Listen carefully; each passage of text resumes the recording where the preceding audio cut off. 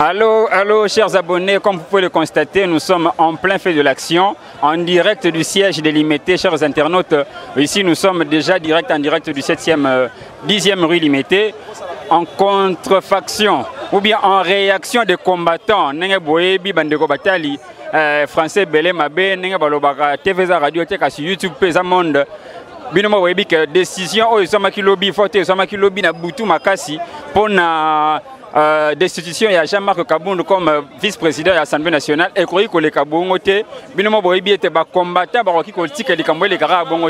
c'est pourquoi, en plein fait de l'action, Toza a couvrir réaction à les combattants. Nenga Boroki constaté Baza et belé autour de Ngaï, Basina Mibali, Bazana ba impression na bango, Bazana ba désapprobation, donc Bazana Mawana bango Nenge, Mokonzina bango Aouti Kolungwa, na poste ya premier vice-président, na ba Mawa Ebele. Tu vas accompagner Bino tout au long de la soirée, tout au long de l'après-midi, avec beaucoup de réactions. Je pense que tu reçois déjà la réaction Yabandeko, Baza, Penepenenangaï.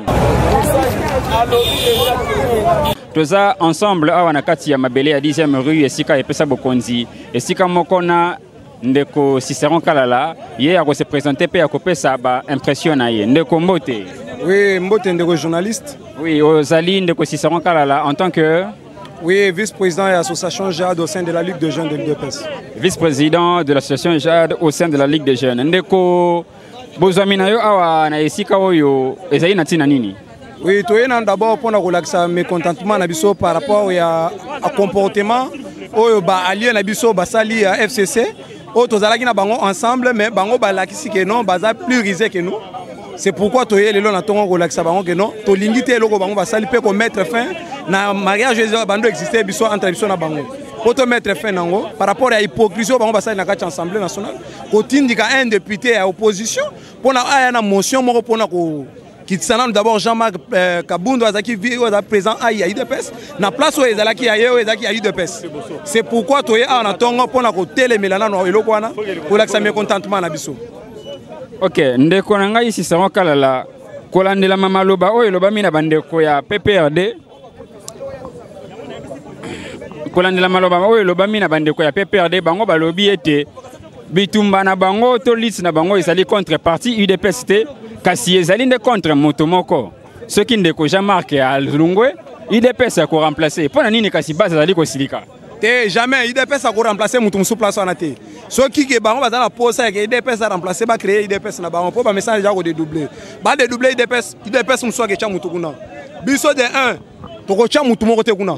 Pe cadre nyo sa parti ko meka kaka abimisa mutu na parti a représenter kuna a remplacer Kabound, c'est que to ko considérer comme traître. Kasi ndeko zanga ete nakata yo maloba kasi balobi ete zali likambo moko lokola bandeko lokola oyo koeli bandeko ya UNC te UNC justice akati moto kasi atiki nzoto ba ministre bazali ndenge moko pe na UDPS balobi ete soki moto Jean-Marc Kabound akatani nzoto etikali ba remplacer moto mosusu bongo te biso na minute oyo confiance ezala n'est pas Jean-Marc. Pourquoi to chena Jean-Marc wana parce qu'il faut d'abord ba raison bazolongola nango ezala valable. Pourquoi est-ce que d'abord que Jean-Marc d'abord pour na balongoli lelo mais obi que ba fonctionner musukuna bando asima ngosute ba bando kata parce que bandi lelo te banda lobaka ke ba miso ko mesala ko nager et ça là bango pas si fort na mitema. C'est pourquoi bazo monter ba makambu de part et d'autre ba luka moyen nini ya ko kisaye lelo pe ba réussir ku na bango to pesi bango coup de chapeau ba chese biso pas mais biso to besa bango 4 pamba la moko parce que biso to za machine politique il dépêche se banga kamutute to za wana pour confronter ba définition sur le biso biso en tant que bala mibal qui sait que la tigala biso lito to ko avancer pénalité to ko banga te pe to ko remplacer mutu suku na te place on les autres tigala bongo ceux qui bango ba sepel ba za mutu INC bazoye so ba limbaza ba nouveau adhérent na bango ba yena kati ya FCC asika ba MLC ba lamuka ba ngonyo surtout so ba kende kuna ba kende bazo mutu bacha mais ils sont debe to cha su mutu kuna te ndeko Cicero ya mboye to za bande ko mususu liloba ya suka non loba nanga suka ezaka ka boye. Premièrement, président de la République, il faut comprendre que non coalition ils ont porté le côté na mboka. parce que tu signaki tu gendaki na coalition tu boyaki cohabitation, c'est parce que Kocha Kimia ezala na mboka. Mais le lot Kimia ezala na mboka te, trouble les autres continuer. Mais à quoi sert la coalition? Maintenant tu regardes la cohabitation. Avec la cohabitation, toi travailler dans ndenge na ye. Mais on so zaki na dossier ça la justice pour balandela. Makambo rotira auto finir dans les passés zati. Il faut qu'on finisse pena kolandela mutu na mutu surtout. Kabila boma moko ya boma trop. Kabila za mutu moko za kovanda tana Kongo nenga zo vanda bolelo ba inconscient ba Congolais musu ba inconscient zo meleke china ramozonga. Parce que ba bi passe na souffrance Kabila ngoni sa Congolais. C'est pourquoi tous ces présidents il faut qu'on finisse dans les passés. INC FCC tous avancer na bango bongo. Parce que tant otira la musu muninga zati. Bango ba pesi biso coup politique. Toi admettre ngo ton dibi. Mais un héros d'abord un héros il faut couper. Akufela litna ke atika la zole la kaka mamisu non. Biso to za wana to défendre toujours IDPS. Longonya ndeko Cicéron to zali ko tambola pamba te bande ko balandi. Bogota la ete to zali na kati ya base baza kotoyo, to zape na kati ya ba policier ya mboka na biso bazali se na elike ya kotia kimia to bandi ete bozali komona ndenge batelemi ezali ka pona kimia kasi baroti ya mobulu te.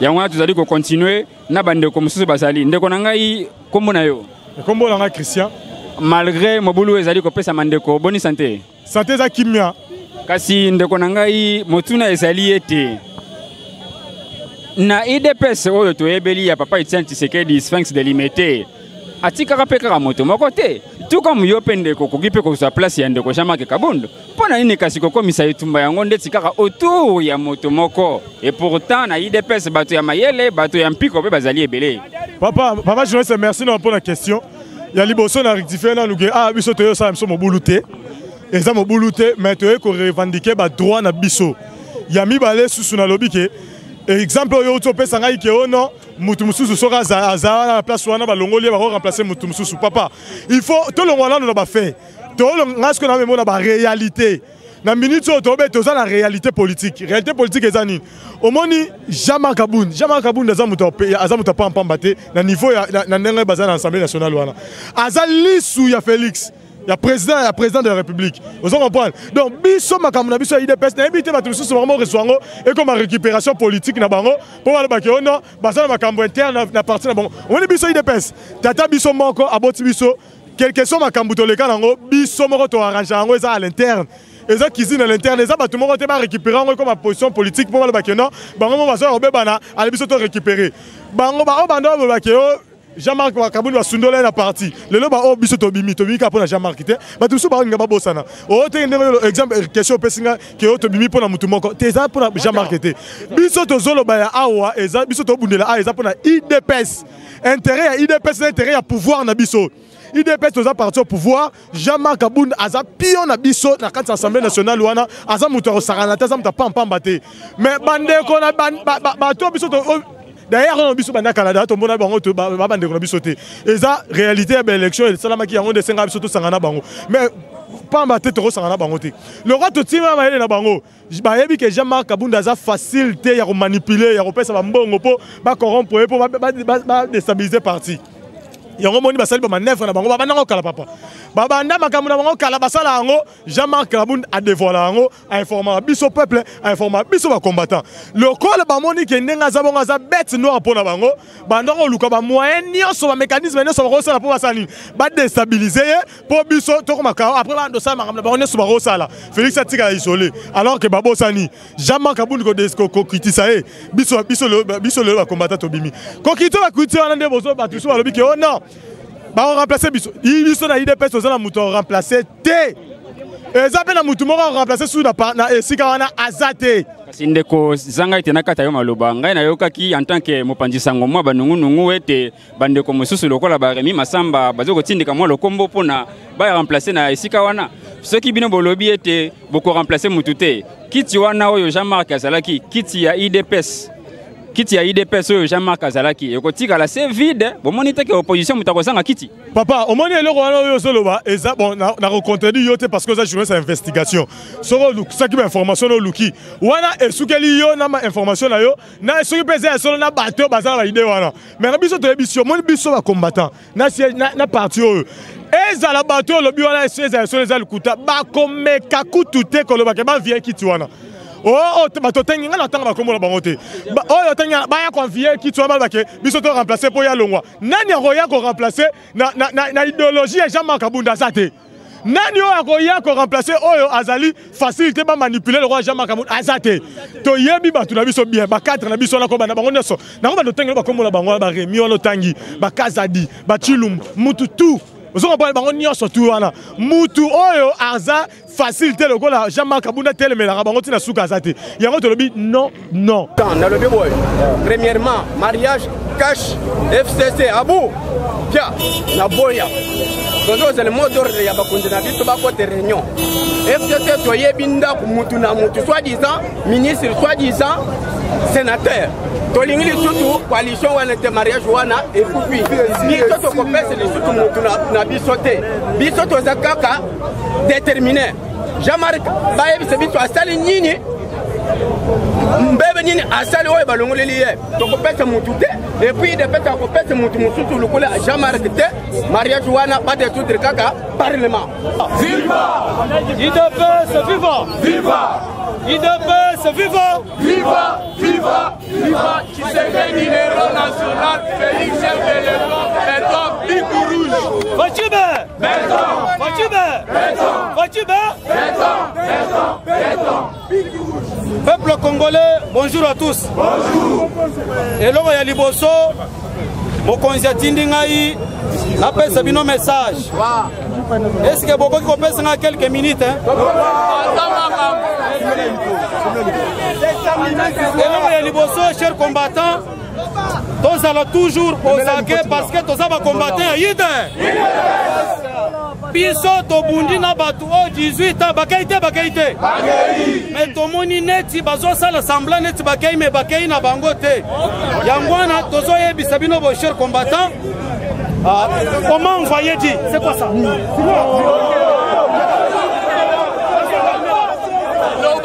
IDPS viva tozoyebisa bino boye bakonzi balobi na ngai nayebisa bino boye bozolandanga soyez patient bozala calme bakonzi ya parti bazokota na réunion soyez d'abord patient chers combattants pouvoir tozwi eza pouvoir ya biso eza bote pouvoir oyo ekoki koéchappe biso lususu parce que eza pouvoir tozwi na makila ya biso moko bote yango wana tozoyebisa bino soyez patient tozoyebisa bino opatiente eloko ya liboso bakonzi mokonzi na biso azokota na réunion ntango kosilisa réunion bakoya kobenga biso mais makambo nyonso bozala na kimia chers combattants parce que république démocratique du Congo ezali na président na yango Fachibe na yango tozoyebisa bino mes chers amis soki yo ennemi oye esika oyo parce que toyebi que nous sommes déjà infiltrés par bato ya MLC na bato ya FCC biso tobundi 18 ans biso moko tobundi 18 ans totikala kolia mbongo ya moto ata moko yango wana soki yo ozali ennemi oye po créer des ordres awa tokosilana na yo boye te bote soyez patient chers combattants secrétaire général azali koya akopesa pe message viva na place oyo bayebisaki bino ke Kabunda atekama deja na FCC eza boye te esi bato wana balobaki ya solo te bakosi eteti toyokani malamu awa ozala kimia batindeli biso ba-infiltre na bango po baya kosala mobulu place toyokani malamu nalakaki bino ke ngai nakozala na bino awa seko na seko nayebisaki bino bongo te mikolo nyonso bazosinye baordonnance te esi boyoki komona nga kuna boyokaka teke nakendeke kuna na oya esi nasi nasenga ke botia komona nga batu bainfiltre nyonso oyo batindi lelo bozala vigilant toyokani malamu basali biso kuna butu na tongo batindeli biso bato yango naza kosenga bino na kimia bapolisier ngai nde nabengisi bango mpo nazwaki information ke basi batindi bainfiltre na bango soki omoni policier aza munguna na yo te yokani malamu président de la république nde commandant suprême ya force armée na ya la police bapolicier oyo baza bapolicier ya faci beton obetela mokonzi ya mboka maboko makasi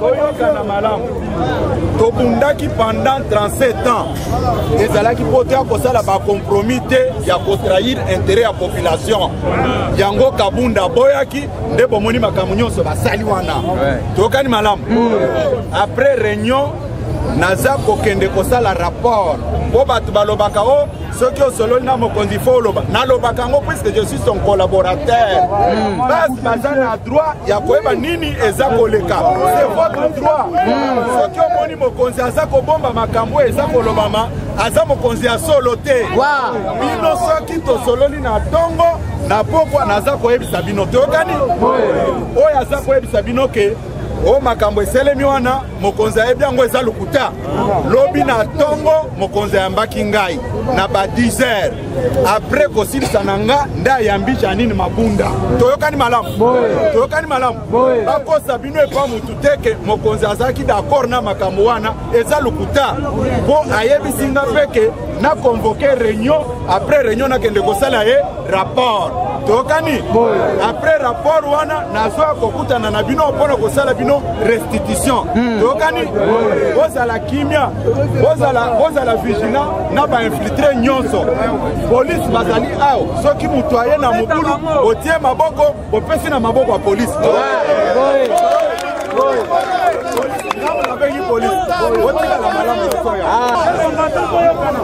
mokonzi atindi ngai naloba la policier oyo bazali na service ya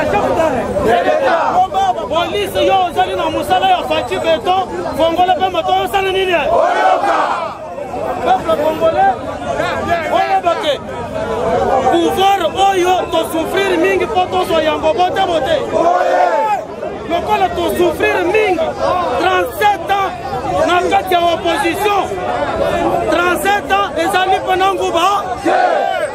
mpena nguba yango wana tozakisa bino boye idapasa viva peuple congolais ozala déjà vigilant bote bote parce que bato oyo bayaki faire biso po tosangana totambola elongo me baza na esprit ya malamu yango wana tozoyebisa bino boye faci beton azali mutu oyo atondisami na bolingo alingaki te mboka epela moto bote bote me nde bomonaki toyaki kosala coalition FCC cash mokolo bavotaka bureau ya assemblée nationale bino moko bomonaki bato ya MLC na lamuka babimaka na kati ya chambre alors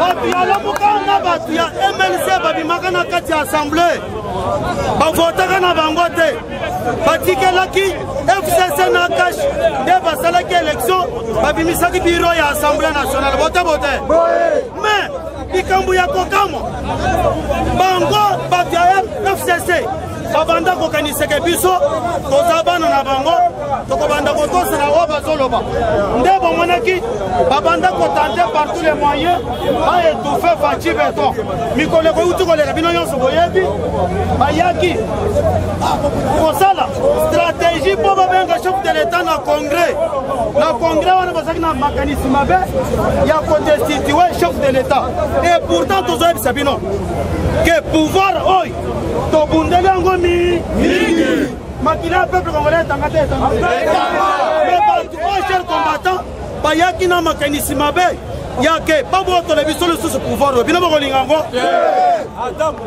nde bomonaki cher combattant kabunda oyo azali kokamba UDPS ayaka kotelema koloba na top congo ke peuple congolais bofongola misu bato oyo baza na intention ya mabe balingi bakende kodestituer chef de l'état et puis likambo ya kokamba ntango bato wana balinga basangana na congrès mpo na kostatue tia mpo na makambo oyo etali coronavirus na destitution ya chef de l'état balingaki badepense au moins combien de millions 7 millions de dollars pour un mukolo moko. Est-ce que bino bokosepela? Ndeko mwana chef combattant Jean-Marc Kabunda yaki kotele moko yebisa batu ke non. To boyi biloko ende ko salema te. Tango lobaki yango est-ce que biloko ne salamaka? Tozo yebisa bino. Ida pesi toza na bongoko. Tolongola ba sentiment. Ennemi azo ciblé biso. Pouvoir na biso azo ciblé yango mais biso to kolinga ta mukolo moko yango na nde bozomona lobby depuis semaine wana ba initié qui motion pour na destituer Jean-Marc. Pourquoi? Parce que ayaka ko fongola peuple congolais misu keno balinga bali ambongo na bino combien de millions 7 millions de sika kande bandaka boyo gani. Est-ce que réellement bato baza ba congolais malade eza na mboka balingaki basilisa biso balia biso mbongo moko na bango député pe alobi ke na boy Jean-Marc Kabunda nde bomoni balobi ke non tolongola ye mutu a initié pétition aza mutu ya MLC aza mutu ya Lamuka. Est-ce que Lamuka aza na coalition mais likambo ya kokama cher combattant bomoni tango basali pétition na bango combien de députés ya FCC kaka bango na bango. OK toye ko comprendre que bato oyo bazo sala biso je ya mabe bote yango na peuple congolais lisu likolo na lisu pose le siko parce que chef de l'état azali en possession ya masolonyo kala mingi te bakopesa biso mot d'ordre mwana na mwana be ndenge tolobaka ke bakonage est-ce que basi banage kana mingi te bakosala nini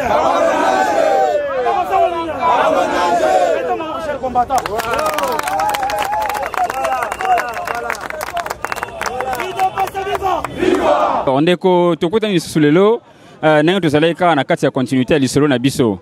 D'abord expliquer ngai ndeko mpo na nini kasi boza esika oyo tozomona mwa bato ebele mwa nungunungu borespecte ata bamesure ya covid-19 te présence na bino na esika oyo ezali nini?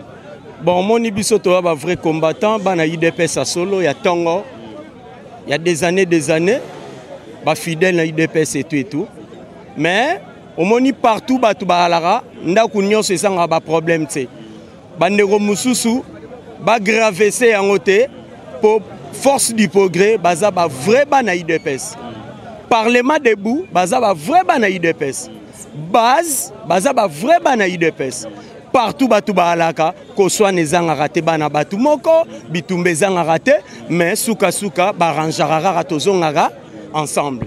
Tu veux comprendre par rapport à la réponse nayo que awa boza même moral te ou bien réellement bien que nous ezabino se boza même moral na kanda ndenge ba uti ko kitisa bokonzi ya Jean-Marc Kabunda. Bon, au moni problème eza nini?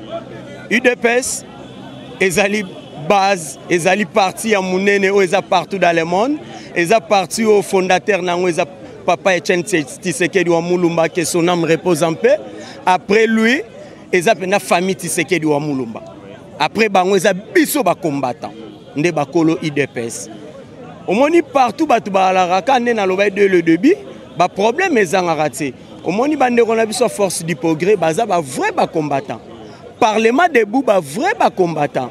Base ba vrai ba combattant. Ce que bande ko na biso ya du progrès Hermoro na président Jean-Marc moi nungu ya la bana ndako. Hermoro na secrétaire général Augustin Kabouya moi nungu ya la en tant que bana ndako. Batu mususu ba grave sangote. Eza marma bana ndako ata ba bebani suka to bongisa kaka. OK. Ndeko pesa ngai kasi impression na yo butu ya lobi ezalaki butu moko ya pasi ya molai to la liba retard likolo ya élection kasi suka nango ndeko na biso Jean-Marc Kabunda 520 giga ba décisue impression na yo. Ndeko na ngai ezaka ndenge Bible lobaka parfois le malheur est bon. Bandeko ebele oya FCC bato maele ba ebele kuna. Mais bazangi maele pe ba ebele kuna. Oyo lelo o bango basalaki hier ya kolongola grand prêtre, un homme très très intelligent, vrai mouton charisme, mouton droit chemin. Le président Jean-Marc Aboun, il y a rolongolaki na parlement et après ndekonanga na biso kanga data lelo pe kanga mukolo ya journal lelo oroyo ka chintunga o robetama. Nga kutu na osepela nango ndenge balongoli président kuna. Chintunga ya bango pe natoka bwana. Chintunga ndeko tika kasoko rise obangisa bandeko Chintunga ya mondoki ya masase ya gaz to Chintunga ya marche. Biso IDPS to raba violente. Biso to raba violente.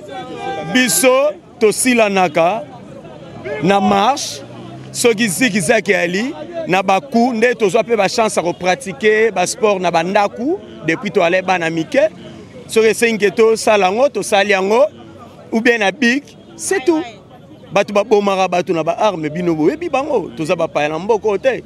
Batu ba kosela batu ba problème pour batu ba nyo comme na ba prison to ebi bango na mboko yo. Y a pas souci. Avenir ya mboka ndeko zali komona ngondenge nini IDPS baboyi ko remplacer moto mususu na kiti ya Jean-Marc Aboun suite ko zala ndenge nini ngai pona ngai na maele na ngana buzoba na ngai pona place wana IDPS na bato maele belé mais place wana ya premier vice-président ya parlement national ndenge senga IDPS nga prena dans ma part na sepelera président Jean-Marc Azalona. Vous comprenez? Comme Azate. Naebisoke tikutu balongoli ndeko nanga na ebisoka d'ici lo yoka chitunga bazui décision na loyenge o bakolo baloba kalake bazoka mokano na kandate et ça likutu bien poto kabwa na benana bango ba rassemblement na to sala cash FCC parfois les malheureux bon kozala kuna bandeko na yango makambo ebele za freiner na mboko quelque part avec Mukuna Pascal asayepe na ba raison makamu so mané roloba mais Mosal Nanzambe on est ensemble avec toi justice na biso ya Congo eza justice eza honnête un jour to ebi koza innocent ba créer la rabatu ba makambu ndenge batu mo ba sala krika o créer les batu makambu mais un jour on a ebiso que ozano libéré pour dire juste. OK, merci beaucoup Ndeko. Merci. Bandeko Batali, je pense que pour mokolo ya lelo to après-midi ya lelo to komi un peu na suka to zalaki elongona ingénieur Igor na chaîne na bino un peu plus média sujet zalaki était to zalaki yango pamba te to ebi ete base soki likamomore komeli moto to lokolo to loboko na bango batika la calme te yango wana lelo to zalaki na siège à UDPS ba réagir contre destitution ya Jean-Marc Aboun na poste et premier vice-président du Parlement. Je remercie encore une fois le responsable de cet organe de presse, le boss plus Mpata depuis la France. Je remercie l'ingénieur Igor qui a été derrière la caméra. Salutations à tout le monde. La suite au prochain numéro. Merci.